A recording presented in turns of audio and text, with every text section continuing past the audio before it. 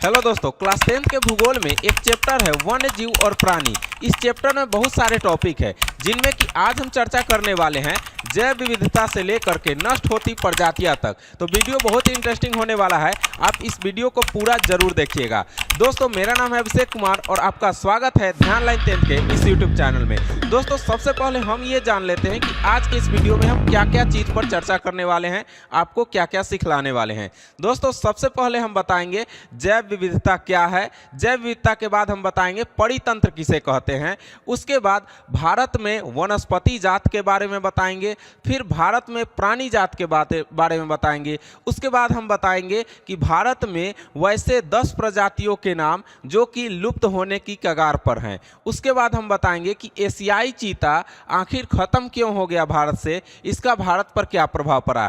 तो ये पूरा वीडियो का स्ट्रक्चर आपको हम बता दिए, ये सारा चीज़ हम इसमें कवर करने वाले हैं। तो दोस्तों, अगर जो भी हम चीज़ पढ़ाएंगे इसका फुल PDF अगर आपको चाहिए तो वीडियो के डिस्क्रिप्शन बॉक्स में उसका लिंक है, वहां पर जा करके आप फ्री में डाउनलोड कर सकते हैं। दोस्तों, हमारा सबसे पहला टॉपिक है जैव विविधता किसे कहते हैं और मानव के लिए यह क्यों आवश्यक है जैव विविधता। चलिए इसको समझते हैं। सबसे पहले हम समझेंगे जैव विविधता। जैव का मतलब होता है जीवन और विविधता का मतलब होता है अलग अलग का बंटवारा। यानी कि इस पृथ्वी जो है यह पूरा जीवन से भरा हुआ है, लेकिन अलग अलग जीवन है। जैसे कि मनुष्य में भी जीवन है, पेड़ पौधा में भी जीवन है, जीव जंतु में भी जीवन है, अलग अलग है। तो सबसे पहले इसको समझ लेते हैं। दोस्तों, ये जिस पृथ्वी पर हम लोग रहते हैं इस पर विभिन्न प्रकार के जीव जंतु निवास करते हैं, जैसे कि जानवर, मनुष्य, कीड़े मकोड़े, पेड़ पौधे और बहुत सारे सूक्ष्म जीव। ये सभी इस प्रकृति में रहते हैं और एक साथ रहते हैं। लेकिन इस पृथ्वी पर रहने वाले जितने भी जीव जंतु हैं सब कहीं ना कहीं एक दूसरे के जीवन जीने में सहयोग करते हैं। और कैसे सहयोग करते हैं, वीडियो में बने रहें, हम बताएंगे। तो ये जो पृथ्वी पर इतने सारे जीव जंतु रहते हैं ये सभी एक दूसरे को जीवन प्रदान करते हैं। जैसे कि अगर पेड़ पौधा, हम लोग पेड़ पौधे को खाते हैं, यानी पेड़ पौधे से फल प्राप्त करके खाते हैं। जानवर लोग पेड़ पौधे को खाते हैं जिससे कि जीवन उनको मिलता है। तो इन्हीं सभी चीज़ों को विविधता हम लोग कहते हैं या जैव विविधता कहते हैं। दोस्तों, सबसे पहले समझ लेते हैं जैव विविधता का कुछ उदाहरण। जैसे कि मान लीजिए फलों के प्रकार। आपने फल नाम तो सुना होगा, लेकिन अलग अलग फल के प्रकार होते हैं। जैसे केला फल है, नारंगी फल है, सेब फल है, आम फल है, लेकिन अलग अलग हैं कि नहीं? सभी फल हैं लेकिन अलग अलग हैं। उसी तरह मछलियों के भी कई प्रकार होते हैं। आप मार्केट में जाते होंगे तो मछली देखते, कोई छोटा मछली, कोई मोटा मछली, कोई बड़ा मछली, कोई पोठिया मछली, कोई बचवा मछली, कोई व्हेल मछली, कोई अलग अलग प्रकार का मछली होता है। तो सभी को हम लोग मछली ही कहते हैं, लेकिन अलग अलग भागों में बटे हुए हैं, सबका नाम अलग अलग है, सबकी प्रजातियां अलग अलग है। दोस्तों, पिछले वीडियो में हमने मिट्टी के बारे में आपको बताया था। तो अलग अलग प्रकार की मिट्टियां भी होती है, जैसे लाल मिट्टी, पीली मिट्टी, काली मिट्टी, लैटेराइट मिट्टी, अलग अलग प्रकार की मिट्टियां होती है। तो सभी को हम लोग मिट्टी ही बोलते हैं, लेकिन उसके प्रकार अलग अलग हैं।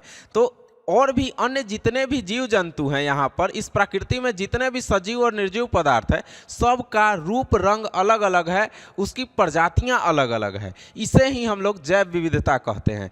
दोस्तों, इस पृथ्वी पर जितने भी चीज़ रहते हैं सब पर एक दूसरा आश्रित है। यानी कि अगर मनुष्य है तो मनुष्य किस पर आश्रित है? अपने भोजन के लिए वह भूमि पर आश्रित है, फिर भूमि से बीज डाल करके पौधा उगा करके पौधे से अपना भोजन प्राप्त करता है।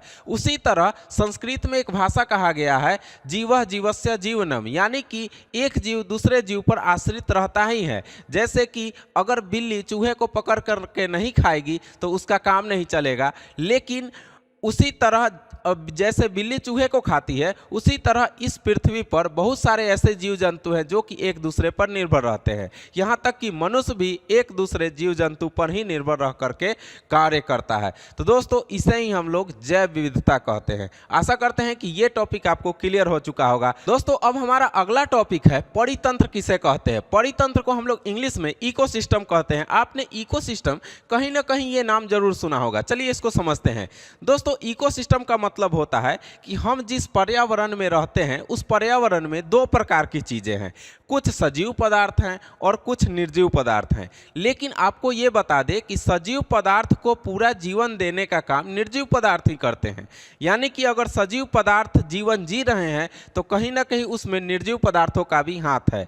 जैसे कि मनुष्य को जीवन जीने के लिए क्या क्या चीज़ों की आवश्यकता होती है, या मनुष्य के जैसे कितने भी ऐसे जीव जंतु हैं जो कि सांस लेने सजीव हैं, उनको क्या क्या चीज़ की आवश्यकता होती है, आप जरा सोच करके देखिए। जैसे सभी को पानी की आवश्यकता है, तो क्या पानी को हम लोग सजीव कह सकते हैं? नहीं कह सकते।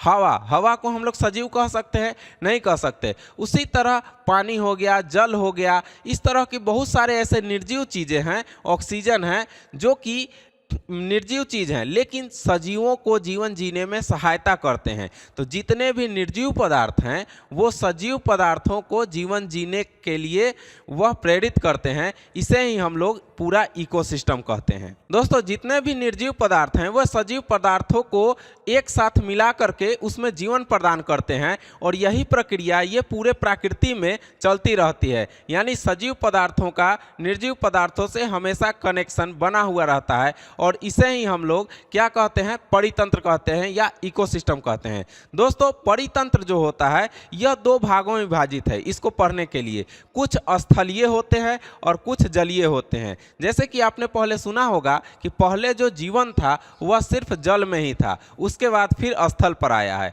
तो ये पूरा इकोसिस्टम पहले जल में था, उसके बाद फिर स्थल पर आया है। तो दो प्रकार के इकोसिस्टम होते हैं। दोस्तों अब हमारा अगला टॉपिक है भारत में वनस्पति जात पर टिप्पणी लिखना है। सबसे पहले हम ये समझते हैं कि वनस्पति जात का मतलब क्या होता है। दोस्तों आपने प्रकृति में अलग अलग पेड़ पौधों को देखा होगा।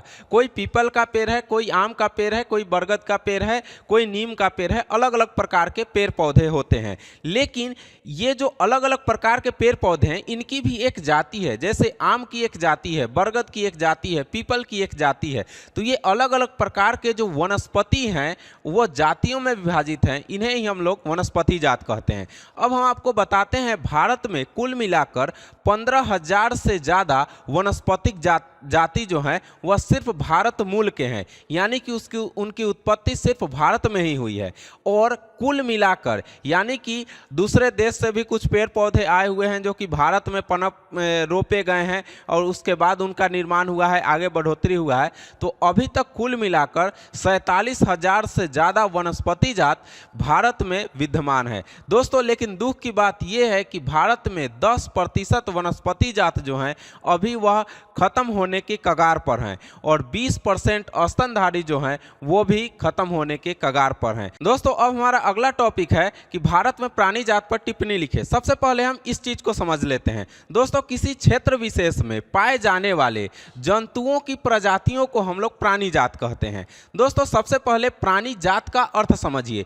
प्राणी जात का मतलब आप जिस जगह पर रह रहे हैं, जिस क्षेत्र विशेष में आप रह रहे हैं, वहां पर आपने बहुत सारे चीजों को देखा होगा। जैसे आदमी को तो देखा ही होगा, जानवर को देखा होगा, उसके बाद कीड़े मकोड़े को देखा होगा, सूक्ष्म जीव जो बैक्टीरिया वायरस होते हैं, इन सभी में जीवन है। तो ये सभी चीज़ों को हम लोग क्या कहते हैं? प्राणी जात कहते हैं। भारत में अभी तक कुल 90,000 प्राणी जातों की संख्या की गिनती की जा चुकी है जो कि सिर्फ भारत में ही निवास करते हैं। तो दोस्तों भारत में अगर आपको क्वेश्चन आए कि भारत में प्राणी जातों की कुल संख्या कितनी है, तो लगभग 90,000 से ज़्यादा भारत में प्राणी जात की संख्या है। और प्राणी जात क्या है ये आपको समझ में आ चुका होगा। दोस्तों अब हमारा अगला टॉपिक है कि भारत में 10 ऐसे प्रजातियों के नाम बताएं जो कि लुप्त होने की कगार पर हैं। सबसे पहले हम ये समझते हैं कि लुप्त का अर्थ क्या होता है। लुप्त का मतलब होता है कि कोई चीज़ खत्म हो रहा है, उसको हम लुप्त कहते हैं। तो दोस्तों 2016 के एक ICUN रिपोर्ट होता है जो कि लुप्त प्रजातियों का, जो लुप्त हो रही प्रजातियों के ध्यान को में उसका रिपोर्ट तैयार करता है। तो दोस्तों ICUN के अनुसार कई ऐसे प्रजातियां हैं जो कि नष्ट होने की कगार पर हैं भारत में। तो दोस्तों वैसे 10 जातियों के नाम हम आपको बताते हैं। सबसे पहले बड़ा सर वाला कछुआ। पहले के समय में बड़ा सर वाला कछुआ मिलता था भारत में, लेकिन अब ये धीरे धीरे इसकी संख्या बहुत कम होते जा रही है और ये नष्ट होने के कगार पर हैं। उसके बाद नर्म कवच वाला कछुआ। एक ऐसा कछुआ होता था जिसके ऊपर, जैसे कि आप फोटो में यहाँ पर देख रहे होंगे, उसके ऊपर में उसका ज़्यादा त्वचा जो है वह कड़ा नहीं होता है। इस प्रकार का कछुआ भी नष्ट होने की कगार पर है। उसके बाद पश्चिमी घाटों में मिलने वाला मेढक। जो पश्चिमी घाटों में बड़े बड़े मेढक मिलते थे उनकी संख्या भी बहुत हद तक कम हुई है। और उसके बाद हैमरहेड शार्क, यानी कि ये बहुत बड़ा शार्क होता है, इनकी भी संख्या बहुत हद से ज़्यादा कम हो चुकी है। दोस्तों अब हम आपको आगे बताते हैं उत्तराखंड का कस्तूरी मृग, ये भी नष्ट होने की कगार पर है। उसके बाद आपका जो सबसे बड़ा मछली व्हेल मछली होता है, यह भी भारत से बहुत कम ही संख्या इसका रह गया, यह भी भारत से नष्ट होने की कगार पर है। उसके बाद एक फिशिंग कैट होता है जो कि मछलियों को पकड़ता है, तो ये फिशिंग कैट भी आपका नष्ट होने की कगार पर है। दोस्तों इसके बाद चीता, जो कि आप लोग जानते ही हैं कि चीता को मंगाया गया है दूसरे जगह से, तो चीता तो भारत से नष्ट हो ही चुका था और 1992 में ही इसकी घोषणा कर दी गई थी कि अब ये खत्म हो चुका है। तो चीता तो नष्ट हो ही गया है और थोड़ा मोड़ा बचा हुआ है, कहीं दूसरे जगह से ला करके इसकी जनसंख्या में वृद्धि कराई जा रही है। उसके बाद पहाड़ी उल्लू और कोयल, ये तो लगभग नष्ट होने के कगार पर ही हैं, जबकि आप लोग देखते होइएगा कि अब कोयल की जनसंख्या बहुत कम हो गई है। उसके बाद जो गुलाबी सर वाला बत्तख होता था, इसकी भी जनसंख्या बहुत हद तक कम हो चुकी है। तो दोस्तों ये थे आपके 10 प्रकार के ऐसे प्रजातियां जो कि भारत से नष्ट होने वाले हैं। दोस्तों अब हमारा अंतिम टॉपिक है एशियाई चीता के बारे में। एशियाई चीता क्यों विलुप्त हो गया, इसका क्या कारण था, आइए हम आगे वीडियो में समझते हैं। दोस्तों इस धरती पर रहने वाला स्तनधारी प्राणी में सबसे तेज प्राणी अगर कोई है तो वह चीता है। दोस्तों चीता की जो रफ्तार होती है वह 112 किलोमीटर प्रति घंटा की रफ्तार से यह दौड़ता है। दोस्तों 20वीं शताब्दी में यह भारत में और अफ्रीका में बहुत सारे क्षेत्रों में पाया जाता था, लेकिन भारत में क्या हुआ कि 1952 में इनकी जनसंख्या बहुत कम हो गई और 1952 में इसको क्या कर दिया गया कि विलुप्त प्राणी घोषित कर दिया गया भारत से। दोस्तों एशियाई चीता के खत्म होने के कई कारण हो सकते हैं। सबसे पहला जलवायु परिवर्तन। दोस्तों जलवायु परिवर्तन क्या होता है कि जहाँ पर पहले गर्मी पड़ता था वहाँ धीरे धीरे अब ठंडा पड़ने लगा, जहाँ पर अत्यधिक ठंडा पड़ता था वहाँ पर धीरे धीरे गर्मी पड़ने लगा। मतलब कि इस प्रकृति में परिवर्तन हमेशा आते रहता है, जिसके कारण एशियाई चीतों को सही माहौल नहीं मिल पाया रहने का। इसी के कारण यह धीरे धीरे विलुप्त होने के कगार पर चले गए। दूसरा कारण है कम प्रजनन दर। प्रजनन दर इनका कम होते चला गया, जिसके कारण ये विलुप्त हो गए। तीसरा कारण हो सकता है शिकार कर लेना। बहुत सारे लोग इनकी शिकार अधिक करते थे, विदेश के लोग भी अधिक शिकार करते थे, अपने देश के लोग भी शिकार करते थे। तो शिकार हो जाने के कारण क्या होता था कि इनका प्रजनन कम हो गया, जिसके कारण कि ये नष्ट होते चले गए। दूसरा है आवासों की संख्या, प्राकृतिक आवास। इनको एक पिंजरा में बंद नहीं रहना है, इनको प्रकृति में ही रहना है। तो प्राकृतिक आवास इनको चाहिए रहने के लिए। इनको जंगल मेंटेनेंस वाला जंगल चाहिए जहां पर ये रह पाएं, अच्छे से अपने पूरे परिवार के साथ रह पाएं, ताकि इनकी जनसंख्या बढ़ते रहे। तो प्राकृतिक आवासों की भी समस्या। और सबसे लास्ट समस्या है वनों की कटाई, जो कि हमारे देश में बहुत ज़्यादा हुआ, जिसका ये परिणाम हुआ कि एशियाई चीता हम लोग के भारत से तो खत्म हो ही गया।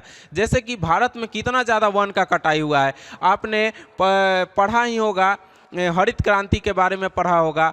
क्यों हुआ था हरित क्रांति? हरियाली के लिए हुआ था। वनों की कटाई के लिए भी बहुत सारे आंदोलन हुए हैं, चिपको आंदोलन हुए हैं। तो ये सारा चीज़ हुआ, लेकिन वन की कटाई नहीं रुकी और वन की कटाई होते चली गई, जिसके कारण ये एशियाई चीता धीरे धीरे समाप्त होते चले गए। तो दोस्तों आज हम आपको पूरा बता दिए, जैव विविधता से लेकर के नष्ट होती प्रजातियां तक बहुत सारे टॉपिक थे। आशा करते हैं कि ये सभी टॉपिक आपको अच्छा से समझ में आया होगा। दोस्तों अगर कोई भी चीज़ का दिक्कत है, कोई सब्जेक्ट आपको नहीं समझ में आ रहा है, कोई टॉपिक नहीं समझ में आ रहा है, तो हमें कमेंट बॉक्स में ज़रूर बताइएगा। दोस्तों मिलते हैं फिर से नेक्स्ट वीडियो में नए टॉपिक के साथ। तब तक के लिए आप अपने अभिषेक सर को दीजिए इजाज़त।